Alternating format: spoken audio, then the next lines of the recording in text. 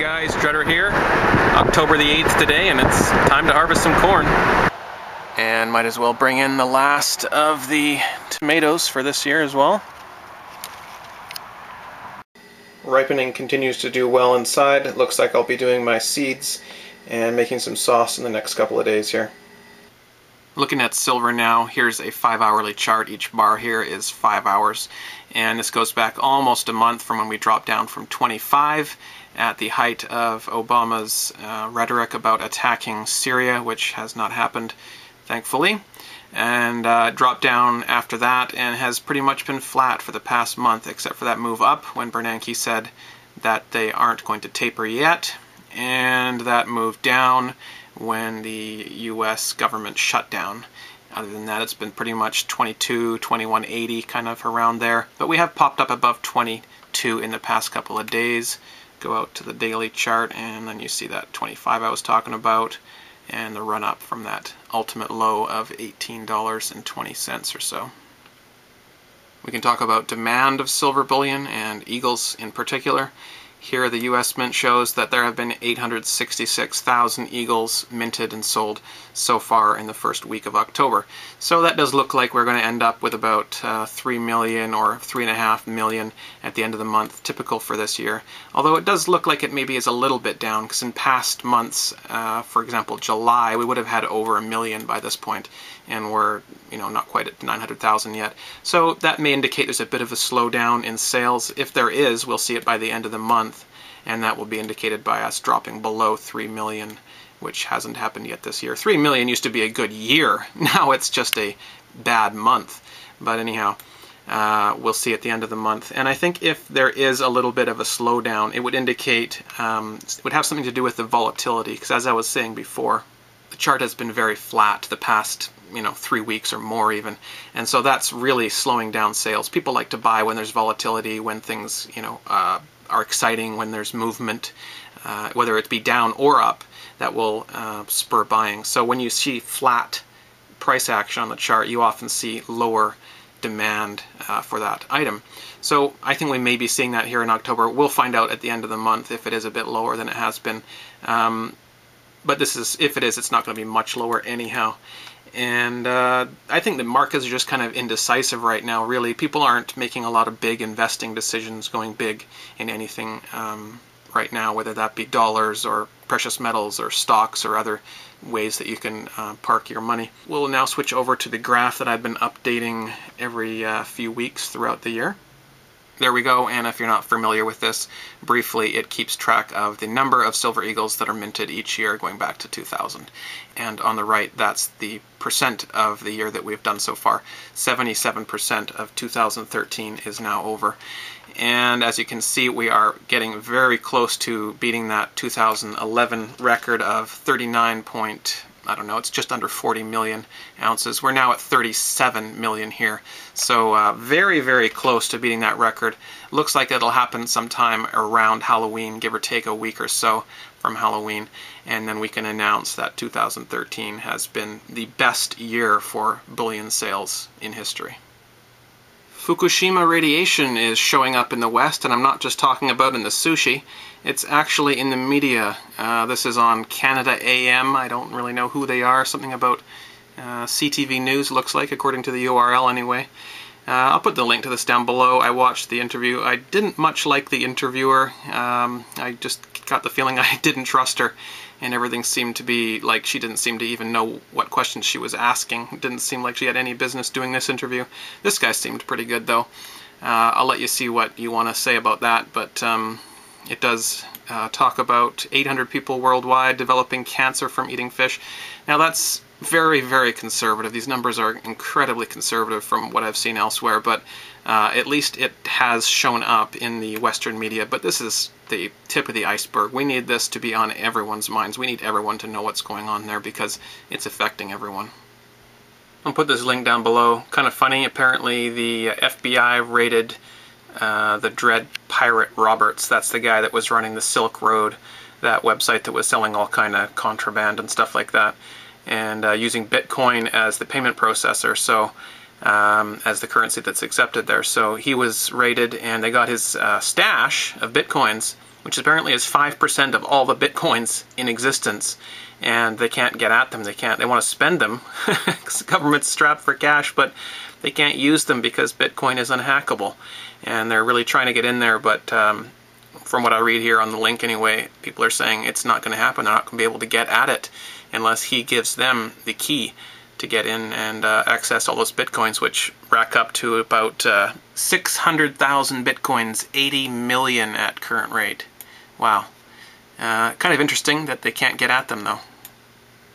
As for the Bitcoin chart, it has been pretty steady.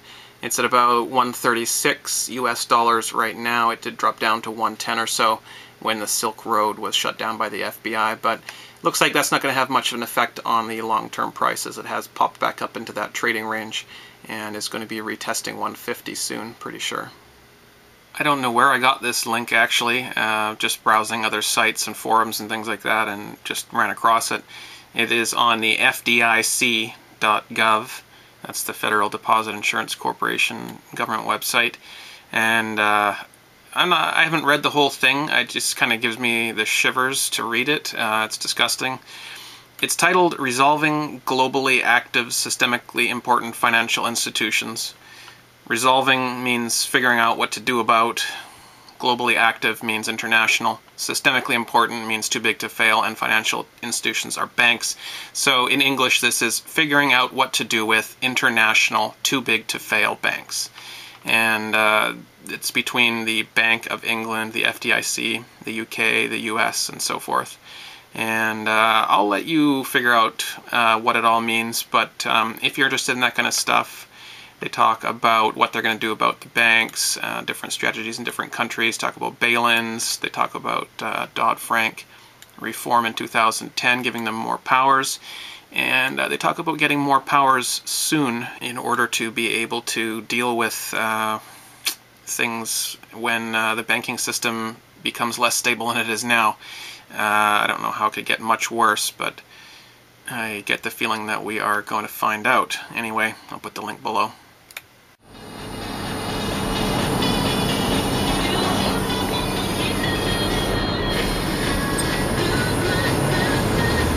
October 4th, Pattillo Crossing. Friday afternoon, lots of traffic. Bridge wasn't bad though. This here's a farm, and it has been changed into a mine recently. It's been covered over since that time, but you can see that they're still kind of mining and stuff like that. I wonder what they got in there. It was a farm. Now they're covering it back over with soil again, you can see there, so they can farm again. Hope they got some gold out of this area.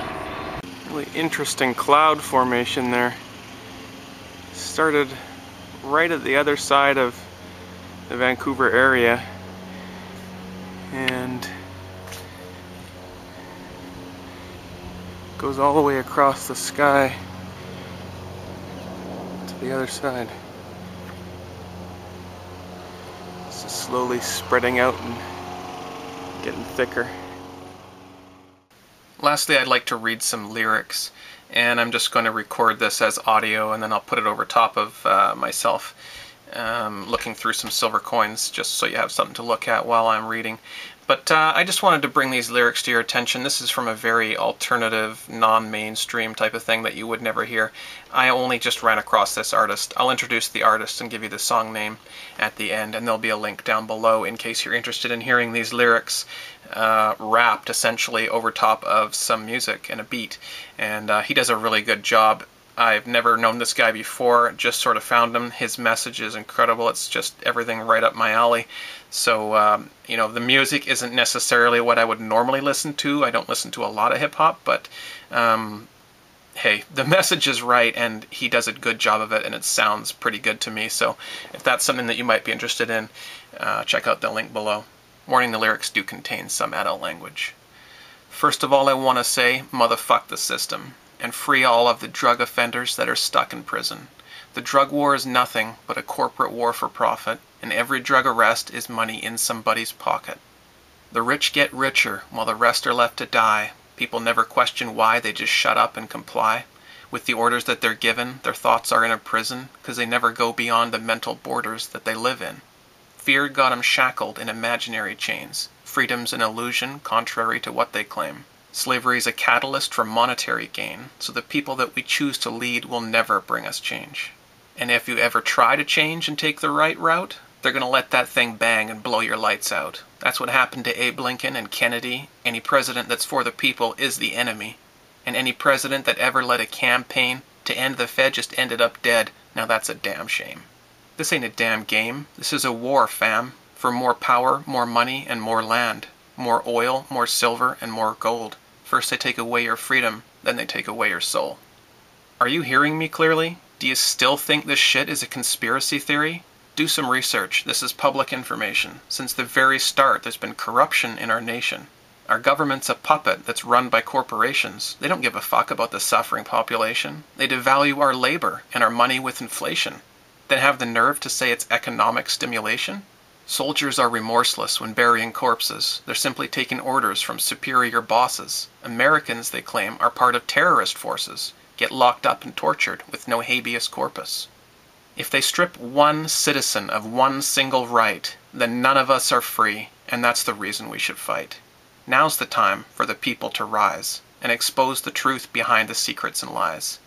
Put an end to the elitists who treat us like slaves. They lead us astray, deceiving us with treasonous ways. Based on history, the logical solution to the problems that we're facing is to start a revolution. One life, one take. No, this ain't a rough cut. The dream is over now. It's time to wake the fuck up.